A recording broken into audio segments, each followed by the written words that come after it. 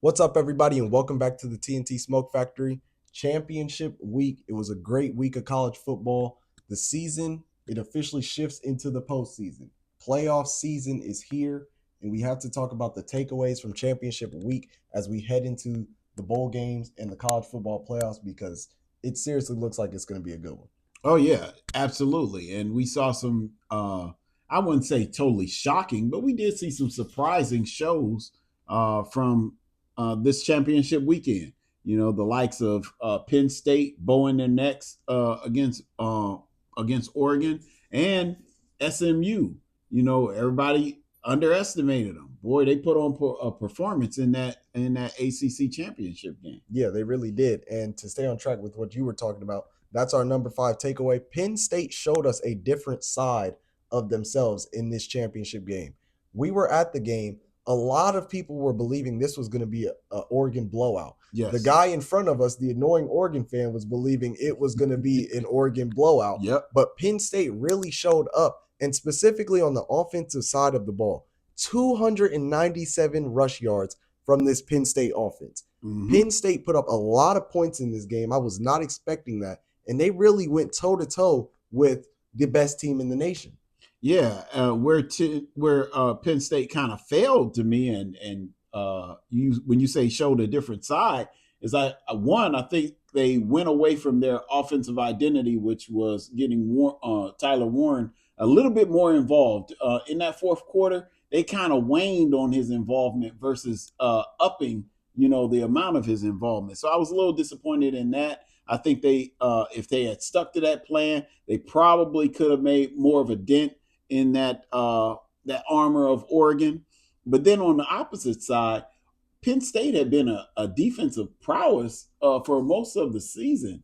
And then all of a sudden, their defense kind of disappeared against Oregon. So that was interesting. And it wasn't just that they were giving up so many passing yards. I was worried about them matching up well, their defensive backfield matching up well against Oregon's receivers. Kind of expected that. It was the way that they allowed the rushing game of Oregon to kind of dictate. Although it didn't seem like, in those big stat lines. Yeah. But if you were at the game and really watched how that Oregon run game was still playing a huge factor in that game, in certain ways, kind of dictating the tempo of that game, it was surprising to see that against that Penn State defense. Yeah, 180 plus rush yards for that Oregon offense. Mhm. But it's really hard to slow them down because if you were at the game and if you've seen Oregon play this season, Mhm. it truly looked like I couldn't believe what I was watching. It looked like that offense was flying. Yeah.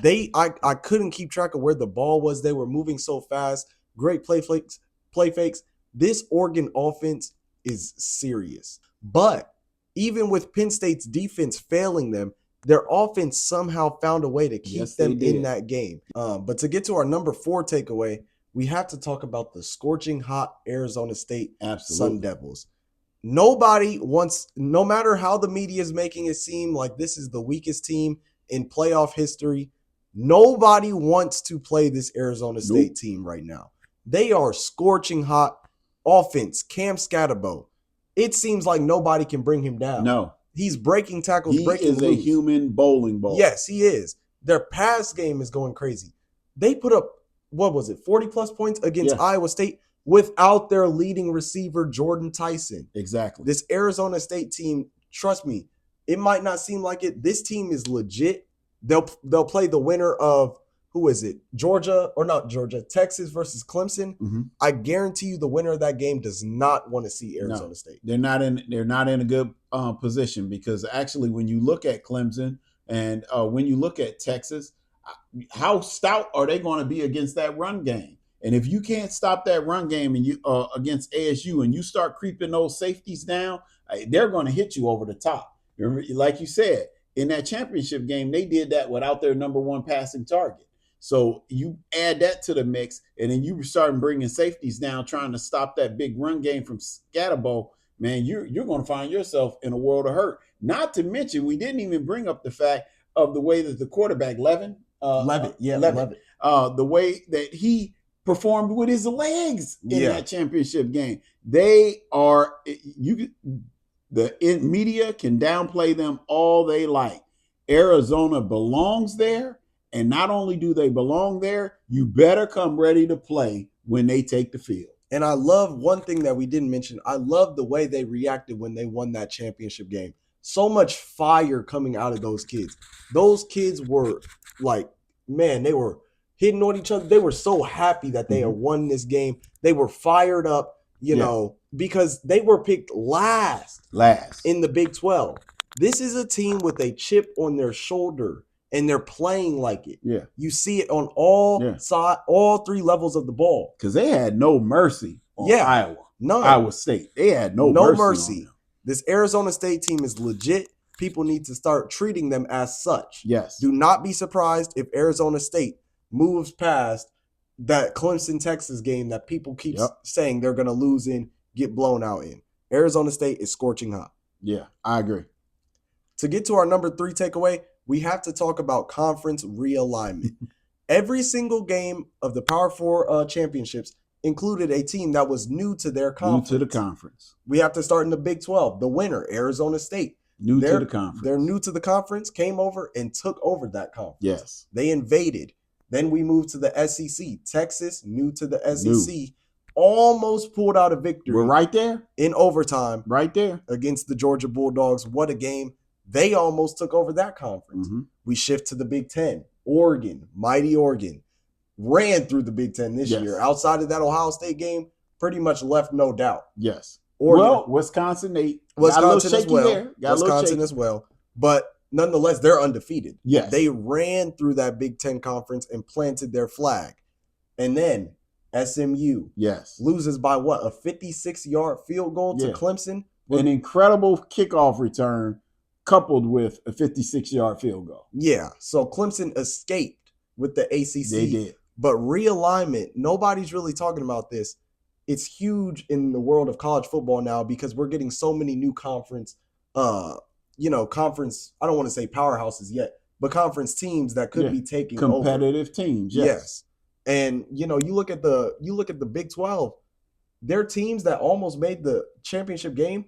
BYU, I think this might be BYU's second year in the conference, but even Colorado, they're new to the conference. So realignment, it's going to be huge to see these new matchups we have coming in the future. Yeah. Realignment is huge. People were worrying about the realignment tearing college football down, and it seems like it's making it even more competitive. Yeah, it's making some bigger conferences, but it's making these bigger conferences stronger, not just bigger conferences, and the competition level is either down, getting watered down, or is not what it used to be. It's getting better. Yeah, most definitely. To get to our number 2 takeaway, this could be the last dance for the Ohio State Buckeyes. Right before we went on recording here, I had to stop and record a TikTok because Brian Hartline, their receivers coach, interviewed for the head coaching position at West Virginia State. Yes. Or not State, but West Virginia. West Virginia University, yes. Then, before we went on air, he didn't get the job. They gave it to Rich Rodriguez, which you think is a terrible idea. Yeah. But they gave it to Rich Rodriguez. But if he interviewed there, who's to say he can't interview elsewhere? Somebody else might come calling, yes. Now, let me paint the bigger picture. Let's take it all the way back to the offseason. You're coming off your 3rd straight loss to Michigan. You build this roster. Your running back coach, what does he do? He leaves to go coach at Michigan for the same exact position. He didn't get a promotion. Lateral move. He's not the offensive coordinator. He's not the head coach. He went to be the running back coach at Michigan when he was already the running back coach at Ohio State. That should fire you up. Now let's get into the season. Even though you're the most talented team in college football, your only goal is to beat the Michigan Wolverines. Well, no. Their goal was to win the national championship. The way that these past few years have been going, I don't think it's ridiculous to say that beating Michigan is your main goal, especially when they're as weak as they are this season. I would say that would be ridiculous to look at it that way, because then how are you any different than what Michigan is looking at for their season this year? You look at Michigan and they were a shell of themselves. We'll just say it that way. But yet and still, they came in and they beat Ohio State. I'm pretty sure Ohio State fans would not be pleased with that. Not showing up in the CFP. I don't care if you went back to the way it was and beat Michigan 8 straight times. Would you still be happy with winning 8 straight Michigan games and never showing up in the CFP? Well, I see where you're coming from. Bigger goal being the national championship. But I feel like being in the playoffs was a given for Ohio State. There was no way Ohio State was missing this playoffs. If they did, then I don't think Ohio would be a state anymore. I truly think it would be off the map. But 3 years in a row, we're missing the bigger picture. 3 years in a row, you come into the season, you want to beat Michigan bad. Yes, what do? You lose. You lose to Michigan, which they ruined your chances of your second goal, which was winning a Big Ten title. Champion. You didn't even go to the game. Nope. Because you lost to Michigan. Yep. You laid another egg, and now here we are. Mm-hmm. You have one goal. The 2 other goals have X's. They're gone. You have one more goal, which is to win the national championship. And losing that Michigan game made it that much tougher because your role, if Ohio State is to win this national championship, they will easily be able to say they took the toughest road to get through there. If you come out of that rotation, Tennessee, Oregon, and Texas, ASU, or Clemson, and then on to the national, that's the toughest road to get there. You have 4 tough games ahead of you. But you put yourself in that position. You sure did. Because you lost to Michigan. You sure did. So you have one more goal. Where's your head at? Like we already mentioned, Brian Hartline, he might not be here next year. Yeah. What mentality does that put the receiving room in? I say it like this. There is no way that Ryan Day and the athletic director can let Brian Hartline leave that building. If you have to chain him to a desk, you chain him to a desk with a sack of money on his back.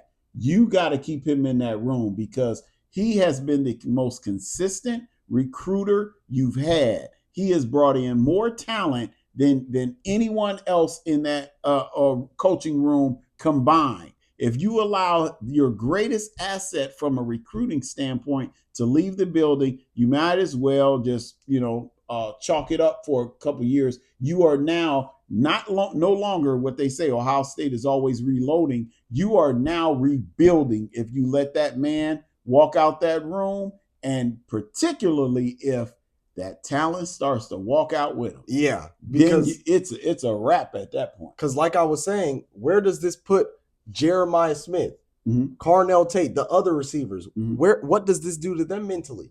Are they going to go with their coach? Even the recruits, Chris Henry Jr. Yes. What's he going to do if Brian Hartline walks out? This is some of the darkest days in Ohio State football history. It truly feels like a last dance where your favorite character in a movie gets beat up. He gets up. He sees the army ahead of him. Think of Captain America in Endgame. But what are you going to do with that? Are you going to be Rocky Balboa, where you get up and you make that stand and against all odds you mm-hmm. win? Or are you going to crumble? And with the head coach they have, I can't say they're going to be Balboa. Yeah. He doesn't have that mentality. He's too sensitive. He's too sensitive. Here's the way. I'm not going to go into panic mode over it, though. I believe that Ohio State is a brand. I don't care. I agree. Let me rephrase. I'm not trying to make it seem like Ohio State is going to lose and all of a sudden they're going to be Rutgers. I'm not saying that, mm-hmm. but I'm saying that program could decrease a little bit. They'll still be nice, but it won't be the glory days that we've seen here recently. Yeah. Well, I look at it this way. When you look at Ohio State, they went through it with John Cooper and they rebounded with Tressel. There was dark days right after Tressel with Luke Fickell, which, Urban Meyer was a great coach coming in, so you never want to deny Urban Meyer the door over Luke Fickell. However, with that being said, now Luke Fickell, I know he's having some tough times at Wisconsin, but he proved his mettle at UC. I think that he should be able to start getting some looks from Ohio State at like, hey, let one of our sons come back home versus because all in all, Ohio State needs to build their program around somebody who is understanding of the Ohio State culture of the past, not this current culture that we see where people are actually questioning your toughness. That was never a question under Urban Meyer. That was never a question under Tressel. And I don't want to spend too much time on this topic because we're talking about I'm the done. offseason. They still have time in this season Mhm. to right their wrongs with the national championship. Where is your head at? What are you going to do? 8 o'clock, December 21st, when an SEC team that you've struggled with the SEC recently, Mhm. rolls into Columbus, Ohio. What are you going to do? Are you going to make a stand and get to this Rose Bowl? We have to wait and see, but it truly feels like Ohio State could be on their last leg. Yes. No, I don't agree with that, but go ahead. We're done. Yeah. To get to our number one takeaway, the playoff isn't safe from the apocalypse. This is something we Absolutely. touched on earlier in the season when all the Giants were going down, like Mhm. Alabama to Vandy, Ole Miss to Kentucky. You know, everything was, it seemed like pandemonium Mhm. in college football.